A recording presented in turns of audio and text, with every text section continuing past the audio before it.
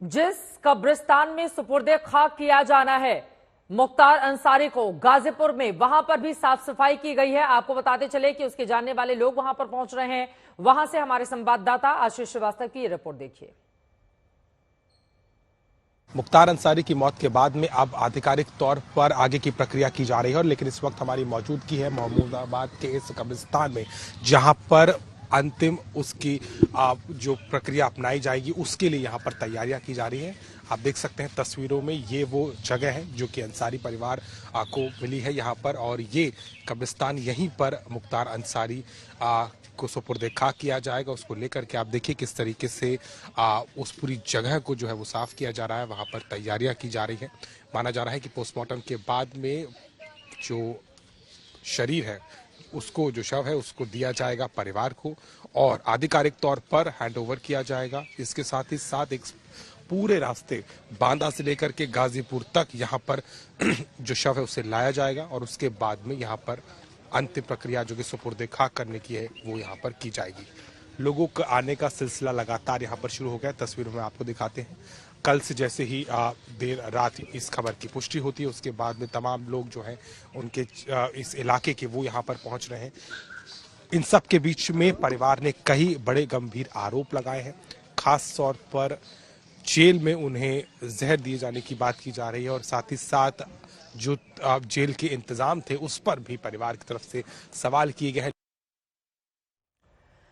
हमारे संवाददाता की ये रिपोर्ट उस जगह से आप देख रहे थे, कब्रिस्तान जहां पर उसको दफनाया जाना है, सुपुर्दे खाक किया जा रहा है, वहां पर साफ सफाई का काम चल रहा है। माना जा रहा है देर शाम ही ऐसा हो पाएगा। शम्स आपके पास में आऊं, लेकिन उसके पहले इस बात की चर्चा करना जरूरी है जिस हिस्से की हमने तस्वीरें दिखाई कि परिवार के कई लोगों को उसी कब्रिस्तान में दफन किया गया है। मुझे याद आ जाता है 1927 का वो किस्सा जब कांग्रेस का नया अध्यक्ष चुना जाना था और उस चुनाव में सरोजनी नायडू और महबूबाबाद के राजा ने मोतीलाल नेहरू का नाम प्रस्तावित किया था, लेकिन उस चुनाव में महात्मा गांधी ने अपनी निर्णायक भूमिका निभाते हुए मुख्तार अहमद अंसारी को कांग्रेस अध्यक्ष बनाए जाने का समर्थन किया था।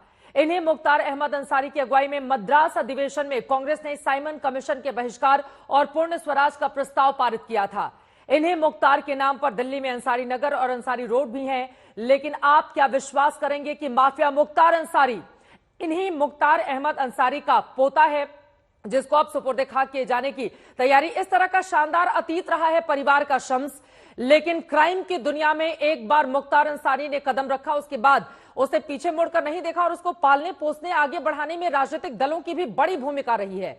सबने समय समय पर उसका इस्तेमाल किया और उसको बढ़ावा देते रहे। शम्स जी बिल्कुल, पूरे अगर अंसारी परिवार की बात करें तो एक मुख्तार अंसारी को छोड़ दें जिसके ऊपर हालांकि फैमिली के मेंबर के ऊपर और भी बहुत सारे केसेस हैं, लेकिन सबसे ज्यादा मुख्तार अंसारी, चाहे वो डकैती हो, चाहे वो फिर मर्डर हो या फिर अटेम्प्ट टू मर्डर हो, जमीन पे कब्जा करना हो, टेंडर को हथियाना हो, लोगों को धमकाना हो, ये सारी चीजें पूरी फैमिली पढ़ी लिखी। एक रिश्तेदार वाइस प्रेसिडेंट रहे इंडिया के, एक बहुत ही नामचीन जर्नलिस्ट रहे, इसके अलावा नाना और दादा एक आर्मी में ब्रिगेडियर थे। तो ये इतिहास रहा, लेकिन एक मुख्तार अंसारी की वजह से इस पूरे परिवार का नाम खराब हो गया। हालांकि मुख्तार अंसारी ने जब शुरुआत की थी, शुरुआत में ही वो गलत रास्ते पर चल पड़ा था। उस वक्त जो गाजीपुर का इलाका है वहां पर दो एक गैंगस्टर हुआ करते थे, एक का नाम था साधु और एक का मकनू, और इन्हीं साधु और मकनू ने सबसे पहले मुख्तार अंसारी को एक तरह से पनाह दी और मुख्तार अंसारी ने इन दोनों को ही अपना गुरु माना था। और उस वक्त इन्हीं दोनों गैंग के साथ रिश्ते थे एक और ब्रिजेश सिंह जो पूर्वांचल के माफिया डॉन, उनके साथ। तो जब ये दोनों के साथ मुख्तार अंसारी जुड़ा, उसके बाद से ब्रिजेश सिंह से दुश्मनी हुई। तब तक ये छोटे मोटे जुर्म किया करता था टेंडर और ठेके को लेकर, लेकिन जैसे ही ब्रिजेश सिंह सामने आया तो फिर मुख्तार अंसारी ने अपना गैंग बनाना शुरू किया और उसके बाद फिर मुख्तार अंसारी धीरे धीरे पूरे पूर्वांचल में एक तरह से सारे गैंग का सफाया कर सबसे बड़ा डॉन हो गया। हालांकि अब मुख्तार अंसारी की मौत के बाद अगर हम बात करें तो ब्रिजेश सिंह जो है वो अब एक्टिव नहीं है इतना वहां पे माफिया और इन सारी चीजों में। धनंजय अभी हाल में गिरफ्तार हुआ, धनंजय का भी अब इतना बड़ा रोल नहीं है। एक विजय मिश्रा है, तो विजय मिश्रा भी जेल में है। तो कुल मिलाकर ये जो बड़े नाम थे माफिया के पूर्वांचल में, वो एक एक कर मुख्तार अंसारी की मौत के साथ, जैसा मैंने पहले भी कहा कि वो लगभग अब खत्म हो चुका है।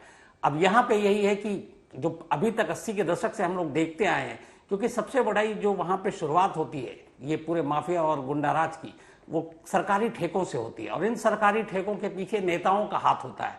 तो अब आने वाले वक्त में ऐसा ना हो और पूर्वांचल में इस तरह का माफिया राज पूरी तरह से खत्म हो जाए, जो पिछले कुछ वक्त से देखा जा रहा है, क्योंकि अब जितने भी एक्टिव डॉन थे वो अब रहे नहीं है। तो हो सकता है आने वाले वक्त में ऐसा ना हो। एक चीज यहाँ पे और जरूर बताना चाहूंगा चित्रा आपको कि ये जो पोस्टमार्टम अभी शुरू हुआ है, लगभग 2 घंटा लगेगा, ये पोस्टमार्टम रिपोर्ट बहुत जरूरी है। पहली चीज, आज शाम तक की जो शुरुआती प्रिलिमिनरी रिपोर्ट है वो आ जाएगी और उससे पता चल जाएगा कि मौत की वजह क्या है, दिल का दौरा है कि नहीं है, और इसके बाद उसमें और भी चीजें आती हैं। लेकिन कई ऐसे पॉइजन भी होते हैं जिससे ये होता है कि सीधे आप दिल के दौरे से आपकी मौत हो सकती है, जो इल्जाम लगाया जा रहा है कि स्लो पॉइजन हो सकता है। उसके लिए फिर जरूरी है कि विसरा जांच हो, और विसरा जांच की रिपोर्ट लेकिन अभी आएगी नहीं। तो जब तक विसरा जांच की रिपोर्ट नहीं आएगी, परिवार का ये इल्जाम या जो बाकी राजनीति हो रही वो होता रहेगा। लेकिन यहां पर 5 डॉक्टरों का पैनल, इन कैमरा पूरा ये प्रोसीडिंग चल रही है पोस्टमार्टम की, और विसरा को प्रिजर्व किया जाएगा ताकि कल को अदालत में कोई भी आकर इल्जाम अगर लगाता है तो ये सारे पुख्ता सबूत होंगे। तो पोस्टमार्टम रिपोर्ट, जिसकी मुझे उम्मीद है कि शाम तक कहीं ना कहीं से थोड़ी इसकी शुरुआती रिपोर्ट आ जाएगी मौत की वजह को लेकर, वो जरूरी है, और उसके बाद विसरा की रिपोर्ट जरूरी है। लेकिन ये दोनों जब तक रिपोर्ट नहीं आती है, तो जैसा आप लगातार कह रही हैं, इसको लेकर राजनीति भी हो रही है, अलग अलग राजनीतिक दल भी इसको मुद्दा बना रहे हैं, और ये भी चलता रहेगा जब तक कि मुख्तार अंसारी की मौत के फाइनल रिपोर्ट कि मौत की वजह क्या थी वो सामने नहीं आया। बहुत जरूरी भी हो जाता है जो भी सच है इस पूरे मामले का वो देश के सामने आए, और यकीनन उम्मीद है कि जिस तरह के आरोप लगाए जा रहे हैं उसकी जांच की जाएगी। आशीष श्रीवास्तव हमारे संवाददाता इस वक्त हमारे साथ जुड़ चुके हैं सीधे गाजीपुर से। आशीष, वहां पर क्या तैयारी है, क्या जानकारी देंगे आप? देखिए चित्रा, मैं आपको एक तस्वीर दिखाऊंगा और जो तैयारी है वो भी दिखाऊंगा। यहाँ पर पुलिस फोर्स का ये जहाँ पर मैं खड़ा हूँ, ये पूरा रास्ता मुख्तार अंसारी के घर को जाता है, और ये पूरी बाजार देखिए कितना सन्नाटा है। पूरी पुलिस फोर्स को यहाँ पर तैनात कर दिया गया, चप्पे चप्पे पर जिसे कहते हैं। और यही नहीं, पुलिस फोर्स ने अपनी जो तैयारी की है वो देखिए, मैं आपको दिखाता हूँ कि बॉडी वॉर्म्स के साथ साथ यहाँ पर जिस तरीके के यहाँ पर प्रोटेक्टर रखे हुए हैं, यहाँ पर हेलमेट्स देखिए रखे हुए हैं, क्योंकि पुलिस ने सारी तैयारी की है कि किसी भी तरीके की कोई भी विवादास्पद स्थिति से निपटने के लिए पुलिस ने अपने सारे इक्विपमेंट के साथ मौजूद है। देखिए यहाँ पर जो पुलिस फोर्स खड़ी हुई है पूरी तैनात होके, क्योंकि ये जो रास्ता है ये रास्ता सीधा मुख्तार अंसारी के घर यानी कि जहाँ फाटक है वहां पर जाता है, और ये जो यूसुफपुर बाजार है ये उसकी फल मंडी है, और आज पूरी तरीके से बंद है। सिर्फ आपको पुलिस फोर्स दिखाई देगी, और वजह यह है कि यहाँ पर जैसे ही लोगों को इंतजार है कि जनाजा यहाँ से जाएगा, उसके बाद इसी रास्ते से कब्रिस्तान की ओर जनाजा जाएगा और वहां पर लोग उसको सुपुर्दे खाक करेंगे। तो ऐसे में जो पुलिस फोर्स है वो कोई भी कोताही नहीं बरतना चाह रही। मैं चित्रा आपको बताऊं कि पूरे जोन की पुलिस को गाजीपुर में लगाया गया है, और साफ तौर से